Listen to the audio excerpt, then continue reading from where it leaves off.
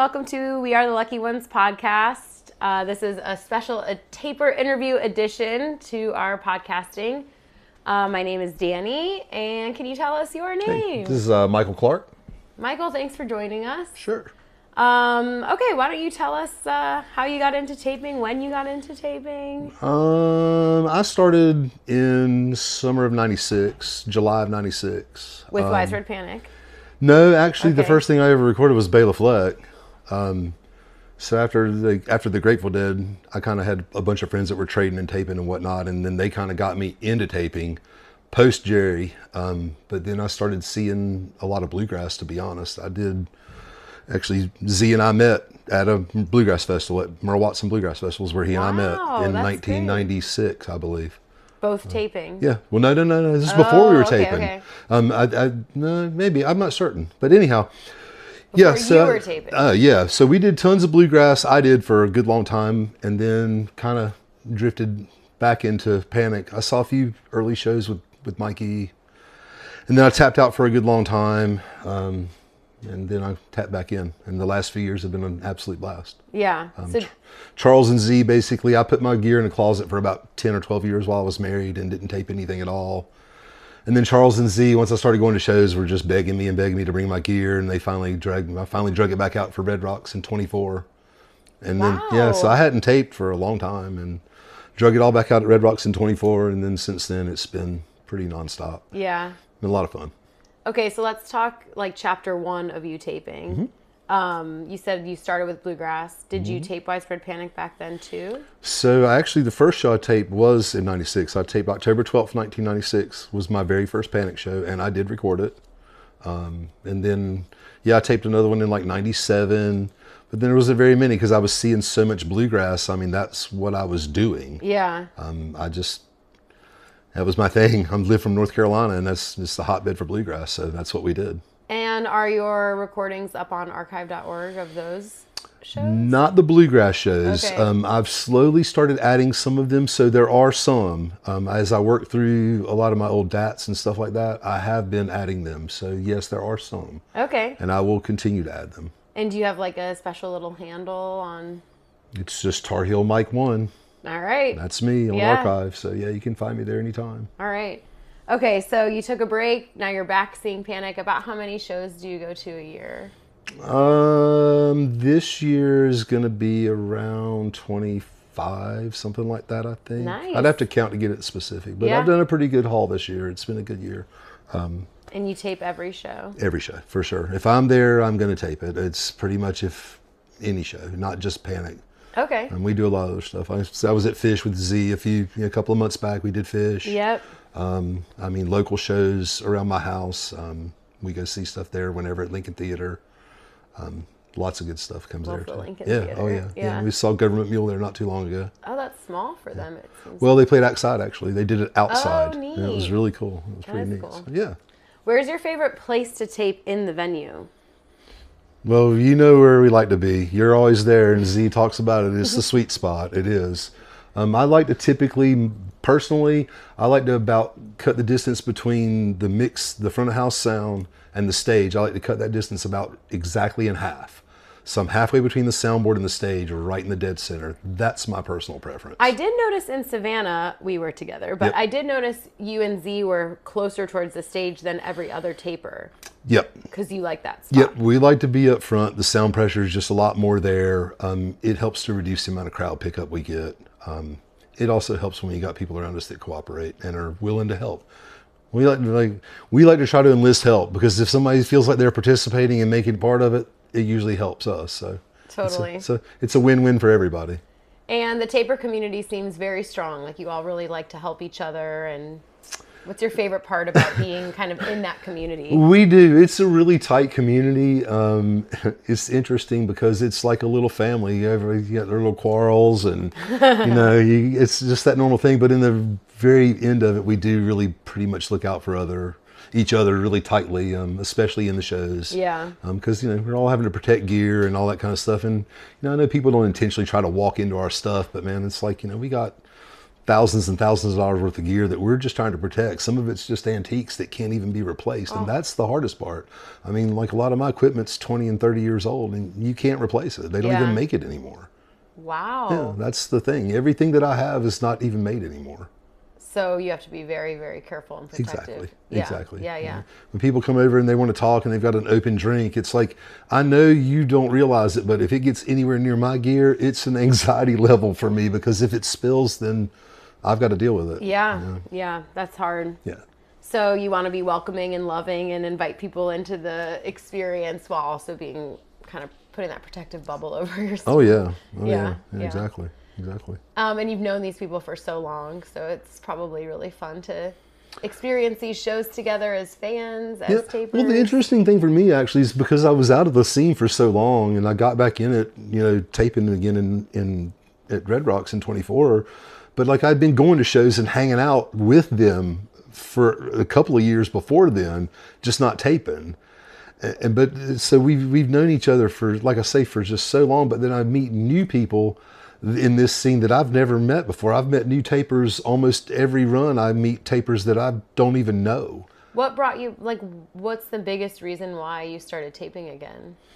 I think it's the camaraderie. It's the whole idea that, you know, they're my friends. We're friends. It's the bottom line. We're all friends, and we like to just hang out and have a good time. We're all really, really into the music and just all focused on the music. And so I think that helped me, because I was there hanging out with them and I didn't have my gear, so I wasn't as focused on it maybe as I was when I was recording, because I listened to every little nuance and every little sound, because if you hear something that changes, or if it gets louder or whatever, you want to make sure that you're not messing up something that you're doing. So yeah, it was kind of really dialed in. Yeah, and it was, and I just, like I say, I really just enjoy hanging out with these guys. They're just great guys to hang out with. Yeah. And so all of you are putting your recordings up on archive.org, which eventually gets on to re-listen.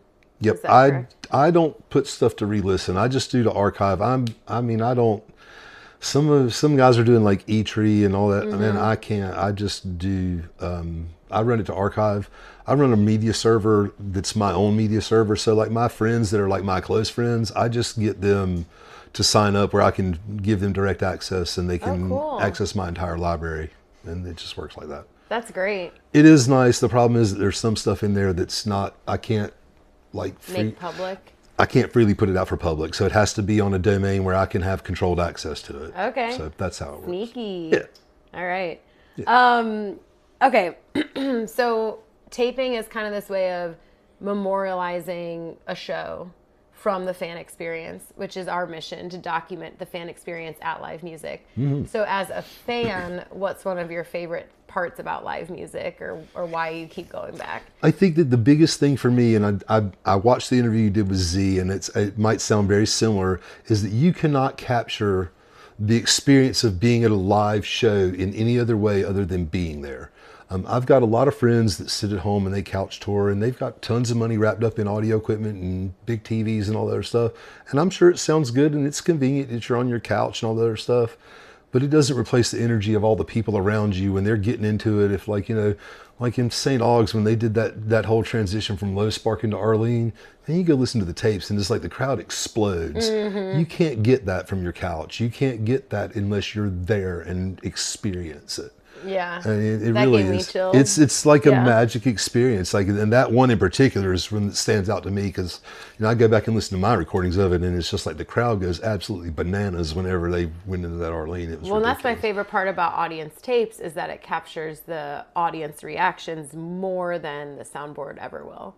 Yeah. Yeah. Well, and so that's so, like, part of what I like to do is I take my recordings and I'll play around with the soundboard recordings and mix those together for my personal listening, because those are some of the things I can't really share because it's copyrighted, and you know, the band's not going to be cool with me putting something on archive, and that's why I don't. But like, I've played around with some of my Billy Strings recordings, Panic recordings, and do that where I'll mix the soundboard and the audience recordings together to give you, neat. It gives you the clarity of the soundboard, but then it gives you all the ambiance of the room and the crowd. Gotta get added to your VIP list. Exactly. Yeah. It's a pretty nice experience. It's cool. All right, so we are here in New York, I think. Maybe We're in Connecticut right now, We're in actually. Connecticut, but we're here. We're on the edge. We're on the edge. Yeah. We're here to see Widespread Panic at the Capitol Theater. Yep, night 2. Night 2. Yeah. So tell me, have you been to the Capitol Theater before? No, first visit, and I wish. What do you think? It's amazing. It's it's a cool building. It's tiny. It's 99 years old, so it's. And where are the tapers taping here? So they got us here basically back at the soundboard, and I can tell you honestly, I'm glad that they have us where they are. Really? Because you said you normally like to... Okay. I like to go down front, but this venue is so small. It's only 1,800 people, and it is so packed down in there. There's just no way. It would be too much effort on my part, and to it would protect be the equipment. And it would also be a distraction for too many people around me. It's just, it would ruin it for all of us, and there's just it's kind of a give and take. There's just sometimes you gotta know when you can't do it. I saw where you were last night, so where the soundboard is pretty close to the stage, given the size of the whole venue. Yeah, the whole thing for us is that where the balcony is, we like to try to be just in front of that balcony edge, because you start getting echo. When the sound waves go bouncing around inside of that, you get echo, and it doesn't, and so that's why we try to be just in front of it. Just like you? Yeah, I'm just, if you look up, I'm just in front of that lip. Great. It was just like when we were in Milwaukee, same thing. We try to get just in front of that lip so you don't get the echo and stuff back in the back. As a fan, that's my preference as well. I agree. Yeah. Okay, so what are you most excited about tonight, or is there a certain song you are chasing? Well, I'm not chasing. I got fulfilled the last couple of runs between the Gradle in Savannah and the From the Cradle in Milwaukee. Mm-hmm. Those were the two that I've been chasing forever. All your Adels. I did not see Gradle. They played Gradle at the very first show that I saw, and then it was 29 years until I got to see it play it again. What was the first show you saw? 10/12/96. They played it there. When you they played it there, and I did not see it again until they played it in Savannah. Oh my gosh. And I mean, I've seen, I'm an amateur. I mean, at the end of this year, I'll be at 60 shows. Okay. So tonight's number 58 for me, 56 for me. Okay. Tonight. Nice. So I'm an amateur in the grand scheme of all these other guys that are taking. Some people would hear you go and say, you're seeing the same band 57 times. Yeah. Well, we turned on our Uber driver. It was funny because our Uber driver's cool, and we made friends with him day one, and he's basically became our personal driver for the weekend. So I sent him links to the recording this morning. He's been riding around listening to Panic. Gosh, he's 29. He's 29. He's from here, and he's like, oh, cool. And he's like checking them out. Maybe we'll see him at the Fox. His brother's 21st birthday, and I was like, bring him to the show. Me and Billy were like, bring him to the show. That's great. Anyway.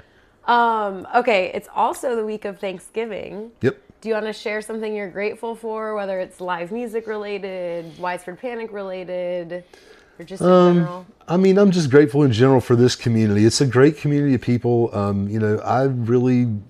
When I got into live music back when I really got into it with the Grateful Dead, it was in search for, a community of people that I fit in with and that I worked well with, and that, we're all kind.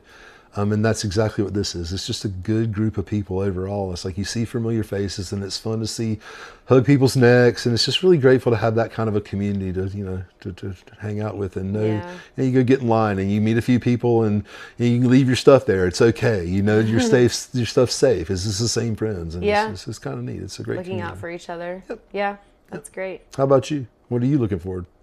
Thanksgiving. Song wise? No, what am I grateful for? Yeah. Oh my gosh, I'm grateful for so much. I am grateful for heat, running water, food. I love food so much. I'm grateful for farmers. Yeah. I'm grateful for freedom, the ability to drive wherever I want to go and be wherever I want to be. And I'm so, so, so grateful. I really, truly believe we are the luckiest ones to have live music in our lives. I agree. I just feel like, and not just Widespread Panic. There's so much other music that's out there. Yeah. And I'm big on Billy Strings. I know it's people have a mixed thing on it, but my love of bluegrass made it a very simple transition for Billy. But the guy really is he really talented. Is that good. He's so just talented. That good, and his soul is so good. Yeah. He's very genuine. There's a genuine love for the music and the reason that he's doing it. Yeah. But I mean, for our souls to find these bodies during this time when there is electricity and amplified sound and lights and we like these metal tubes that take us across the sky and land us in these cities, and it It really is amazing. Yeah, it is pretty blows amazing. my mind. Evolution. Truly. Yeah. All right.